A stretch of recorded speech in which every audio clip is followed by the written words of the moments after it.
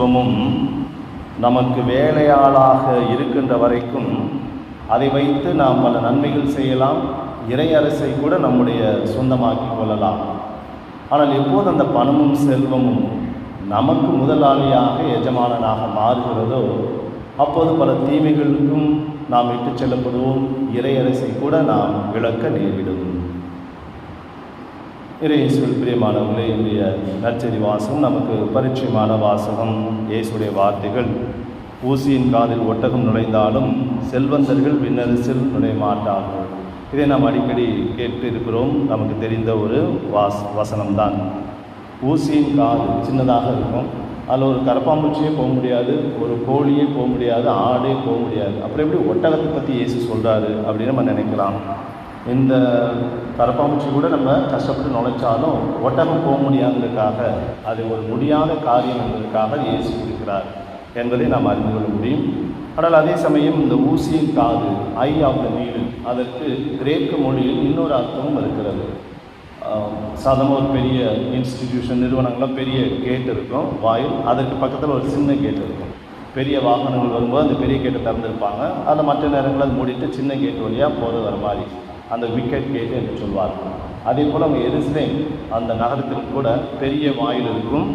வணிகர்கள் எல்லாம் சென்று வருவதற்காக அதற்கு பக்கத்திலே ஒரு சிறிய வாயில் இருக்கும். இரவு நேரங்களில் மாலை நேரத்துக்கு பிறகு அந்த பெரிய வாயிலை மூடிவிட்டு இந்த சின்ன கேட்டை தான் திறந்துருப்பாங்க. அப்போ லேட்டாக வரக்கூடிய அந்த வணிகர்கள் ஒட்டகத்துக்கு மேலே அவங்களுடைய பொருட்கள் லக்கேஜெலாம் வச்சுருந்தாங்கன்னா அந்த பொருட்களெல்லாம் கீழே இறக்கி வைத்து விட்டு அந்த ஒட்டகத்தையும் கீழே குனிய வைத்து கஷ்டப்பட்டு அந்த சிறிய வாயிலில் நுழைந்து அந்த பக்கம் போய் இந்த லக்கேஜெலாம் மேலே வச்சுட்டு போவாங்க. அது எதிரிகள் வருவதை தடுப்பதற்காக அப்படிப்பட்ட ஒரு ஏற்பாடு.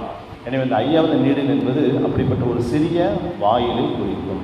இந்த ஒரு கருத்தை வைத்து தான் இந்த கிரேக்க மொழியிலும் சரி, அதற்கு பிறகு யூத கலாச்சாரத்திலும் நடக்கவே முடியாத காரியத்திற்கு அந்த ஐயாவது நீடில் என்று சொல்லக்கூடிய ஒரு வழக்கம். அது ஒரு உருவக பேச்சு. அந்த உருவகத்தை தான் இயேசு இங்கே நமக்கு பயன்படுத்துகின்றார். செல்வந்தர்கள் இறையாட்சிக்கு உட்படுவதை விட ஊசியின் காதில் ஒட்டகம் நுழைந்துவிடும். இதை கேட்ட அந்த சீடர்களுக்கு ஒரே ஆச்சரியம். ஏன்? செல்வந்தர்கள் தான் கடவுளால் ஆசீர்வதிக்கப்பட்டவர்கள், எனவே அவர்கள் நிச்சயமாக இறையரசிற்கு சென்று விடுவார்கள் என்று அவர் நினைத்த ஒரு காலம். யாருக்கெல்லாம் பணம் அதிகமாக இருக்கோ அவங்க கடவுளால் ஆசீர்வதிக்கப்பட்டவர்கள், யாரெல்லாம் ஏழையாக இருக்கிறாங்களோ அவங்களாம் இறைவனால் சபிக்கப்பட்டவர்கள் என்ற ஒரு எண்ணம், ஒரு கருத்து இருந்தது. ஆனால் இயேசு அதை மாற்றி பணமும் செல்வமும் அல்லது ஏழ்மையும் வறுமையும் தன்னிலேயே எந்த விதமான முக்கியத்துவம் கொண்டிருப்பதில்லை, மாறாக அந்த செல்வத்தை நான் எந்த கண்ணோட்டத்தோடு பார்க்கிறேன், அந்த செல்வத்தை வைத்து நான் என்ன செய்கிறேன் என்பதுதான் முக்கியம். ஒருத்தர் பணக்காரர் இருக்கிறதுக்காகவே கடவுளால் ஆசீர்வதிக்கப்பட்டவங்க நம்ம நினைக்க முடியாது. ஏன்னா அந்த பணம் ஒருவேளை மோசமான செயல்கள் மூலமாக வந்திருக்கலாம், அடுத்தவர்களை தேடி இருக்கலாம், கொள்ளடிச்சிருக்கலாம், அல்லது அவர்கள் மோசமான காரியங்கள் ஈடுபட்டு அந்த செல்வத்தை சேர்த்திருக்கலாம், அடுத்தவர்களிருந்து எய்த்து பறித்து அவருடைய செல்வத்தை தன்னுடையதாக்கி இருக்கலாம், லஞ்சம் வாங்கியிருக்கலாம். எனவே செல்வம் ஒருவருடைய விருப்பதற்காகவே அவர் கடவுளால் ஆசீர்வதிக்கப்பட்டவர்கள் என்று நாம் நினைக்கக்கூடாது என்ற ஒரு காரியத்தை இயேசு நமக்கு தெளிவுபடுத்துகின்றார். அதற்கு முன்னால் அந்த இளைஞன் இயேசுடன் கேட்கின்றான், நான் இறையரசை பெற்றுக்கொள்வதற்கு என்ன செய்ய வேண்டும்?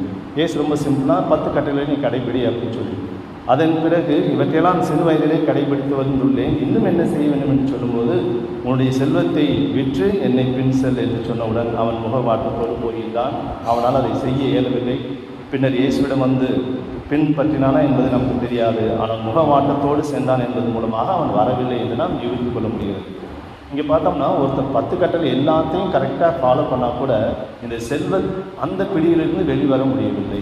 10 கட்டளையை கரெக்டாக கடைபிடிச்சா கூட இந்த செல்வத்தின் பிடியிலிருந்து நாம் வர முடியாத அளவிற்கு செல்வம் ஒரு ஆற்றல் மிக்கது. செல்வத்தை வைத்து பல நல்ல காரியங்கள் செய்யலாம், ஏழைகளுக்கு நாம் செய்யலாம், சமுதாயத்துக்கு செய்து இறையரசை நாம் பெற்றுக்கொள்ளலாம். ஆனால் அதே செல்வத்தை எப்போது நமக்கு முதலாளியாக, நமக்கு எஜமானனாக மாற்றிக்கொள்கின்றோமோ அப்போது நம்முடைய கண்கள் மறைக்கப்பட்டுவிடும். அந்த கண்கள் மறைக்கப்பட்டிருக்கும் போது அதனை தாண்டி மனிதர்களை படைத்த அந்த கடவுளையோ நம்மால் நினைக்க முடியாது. இந்த செல்வம் தான் நம்முடைய வாழ்க்கையில் எல்லாமே என்று இருந்தது என்று சொன்னால், அல்லது அதிகமான பணம் சேரும்போது நம்மை அறியாமலே ஒரு அசட்டு தைரியம், குருட்டு தைரியம் என்று சொல்வார்களே, எதனாலும் செஞ்சுக்கலாம், எப்படியும் தப்பிச்சிடலாம், காசு எடுத்து அடித்தோம்னா சரியாயிடும், இப்படி என்ற ஒரு மனநிலை வரும்போது கடவுளிடம் கூட நாம் பேரம் பேச ஆரம்பித்துள்ளோம், கடவுளுக்கு கூட லஞ்சம் கொடுக்கலாம் என்று நாம் நினைக்கின்றோம். எனவேதான் இந்த செல்வத்தை பற்றி மிகவும் கவனமாக இருக்க வேண்டும் என்று இயேசு பலமுறை பல இடங்களில் பல வழிகளில் நமக்கு சொல்லுகின்றார். எனவே செல்வம் என்பது தன்னிலே மோசமானது கிடையாது. ஆனால் அந்த செல்வத்தை வைத்து நாம் என்ன செய்கின்றோம், அந்த செல்வத்தின் கண்ணோட்டம் என்ன என்று நாம் பார்க்க வேண்டும். அதேபோல் வறுமையும் கூட மிகவும் ஒரு அபாயமானது. அது வறுமை அதிகமாகும் போது அந்த வறுமையின் தூக்கத்தில் நாம் கடவுளை மறக்க நேரிடும், அல்லது ஒழுங்குக்கேடான காரியங்களில் ஈடுபட நேரிடும், அறநெறியை நாம் இழக்க நேரிடும். எனவே இந்த செல்வமும் வறுமையும் தன்னிலேயே எந்த விதமான காரியமும் எந்த விதமான ஒரு வேல்யூ மதிப்பும் கிடையாது. மாறாக அதை எப்படி நாம் பயன்படுத்துகின்றோம் என்பதை வைத்துதான் அதனுடைய தேவை முடிவு செய்யப்படுகிறது. எனவே இந்த செல்வத்தை நம்முடைய வேலையாளாக, நமக்கு அடியாளாக, நமக்கு அடிபணித்து வேலை செய்யக்கூடிய ஒரு ஊழியனாக வைத்துக் கொண்டோம். அதற்கு நாம் ஊழியனாக மாறும்போது மக்களை மறந்து விடுவோம், இறைவனையும் மறந்து விடுவோம். சிந்தித்து பார்ப்போம்.